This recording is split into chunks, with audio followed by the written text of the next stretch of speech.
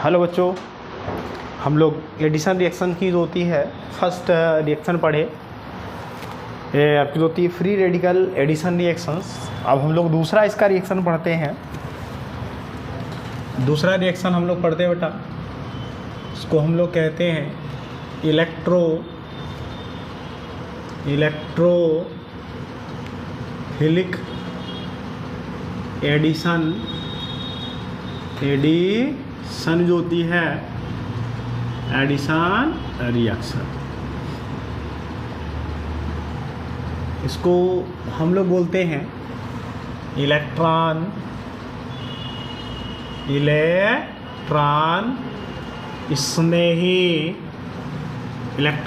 स्नेही योग अभिक्रिया। ध्यान सुनिएगा, इसके पहले हम लोग जो एडिशन कराए थे वो फ्री रेडिकल का कराए थे। अब इसमें हम लोग कराते हैं कि इलेक्ट्रॉन स्नेही, मतलब आपकी दो सीधे लिखेंगे एडिशन ऑफ आपकी जो होती है इलेक्ट्रोफिलिक रिएजेंट्स।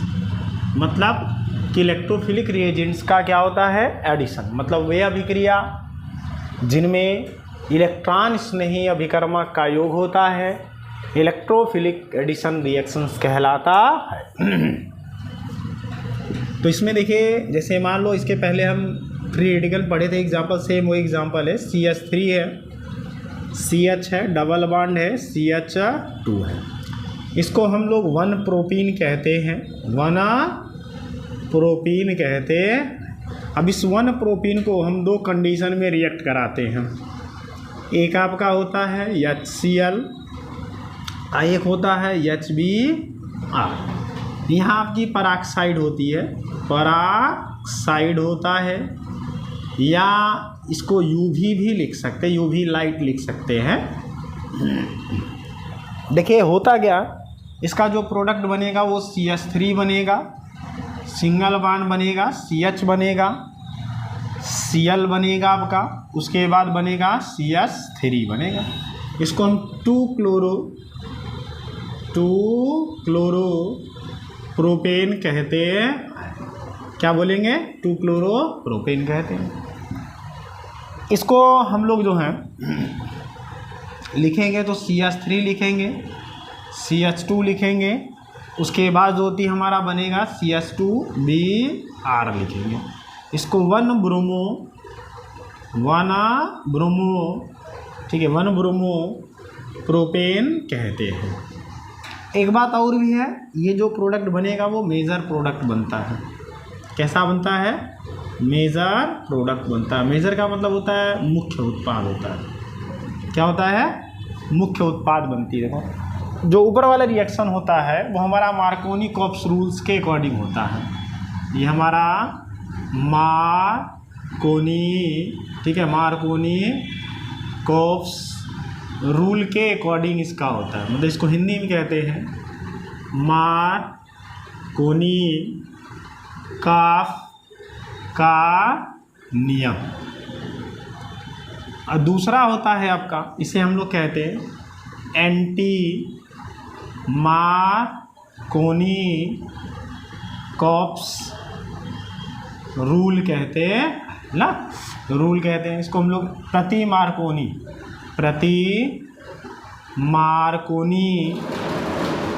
मार्कोनी-कॉप्स नियम कहते हैं।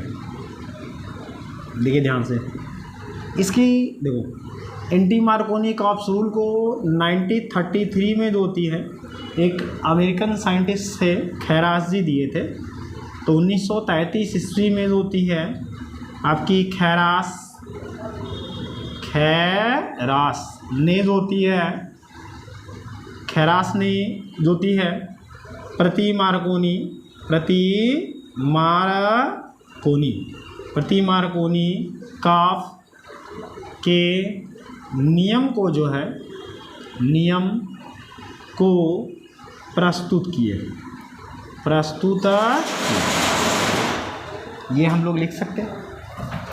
तो देखिए पहले मार्कोनी काप्स रूल होता क्या है, ध्यान सुनिएगा। तो हम लोग पहले लिख देते हैं मार्कोनी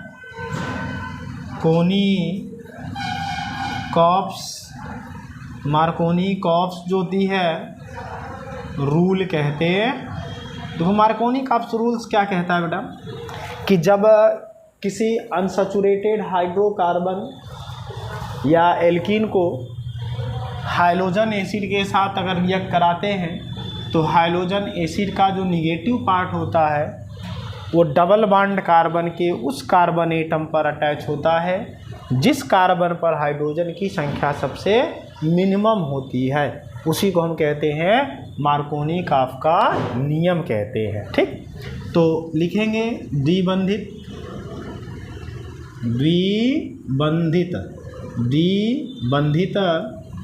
या डबल बॉन्ड लिख सकते हैं, ठीक है, डबल बॉन्ड जो होती है, ठीक है, डबल बॉन्ड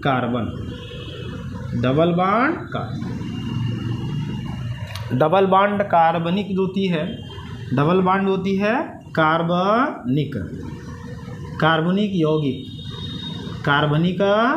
यौगिक को, ठीक है, डबल बॉन्ड कार्बनिक यौगिक को हाइड्रोजन अम्ल HCl लिख देते हैं, हाइड्रोजन अम्ल HCl के साथ, ठीक, क्रिया कराने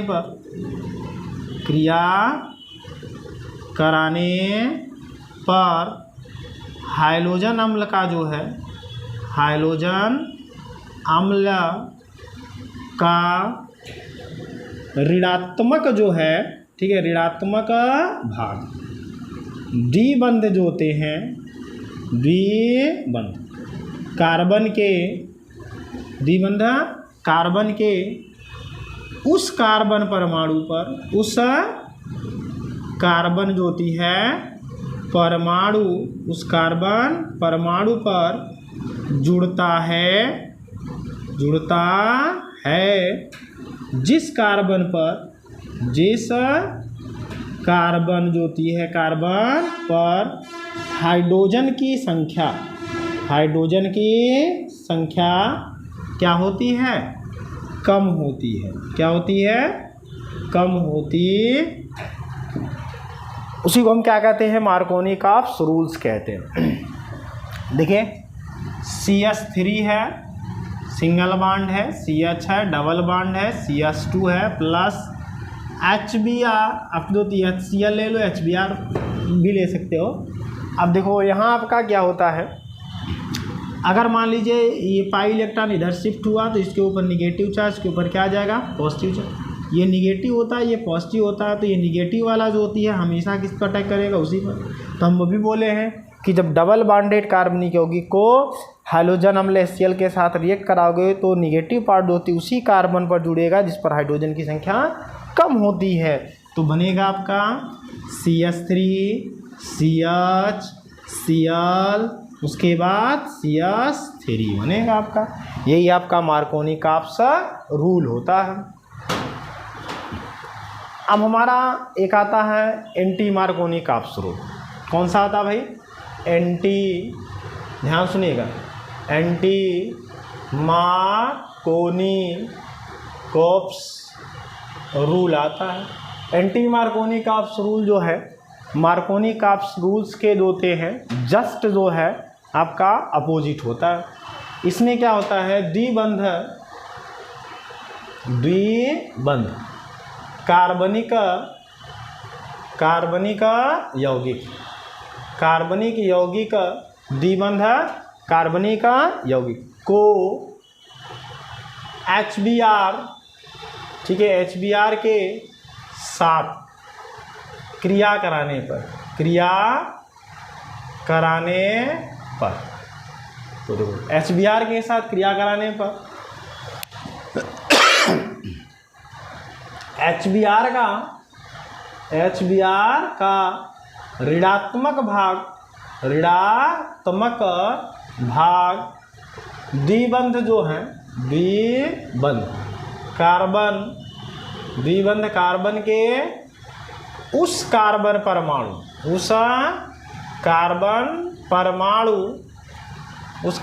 परमाणु पर जुड़ता है जिस कार्बन पर जो होती है हाइड्रोजन की संख्या अधिकतम होती है, अधिकतम होती है। एक बात और भी है, एंटी मार्कोनी काप्स होती है, एंटी मार्कोनी कॉप्स रूल जो है, ठीक है, एंटी मार्कोनी कॉप्स रूल पराक्साइड और यूवी लाइट की उपस्थिति में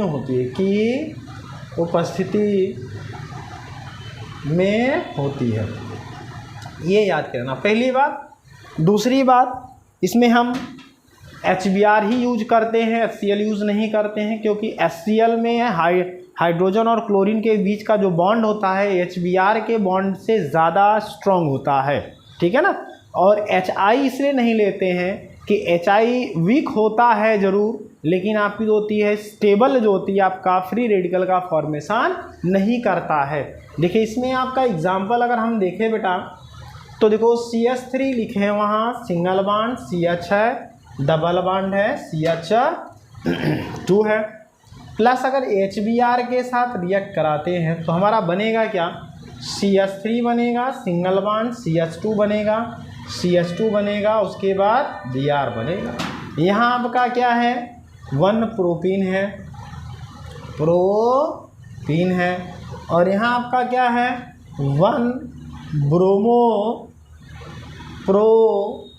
है। देखो ध्यान से दिखेगा एकदम, 1 ब्रोमोप्रोपेन, यही है आपका एंटी मार्कोनी काप्स। इनकी मैकेनिज्म की अगर बात कर लिया जाए, मैकेनिज्म की अगर बात कर लिया जाए बेटा, आपकी होती है मैकेनिज्म में क्या होता है,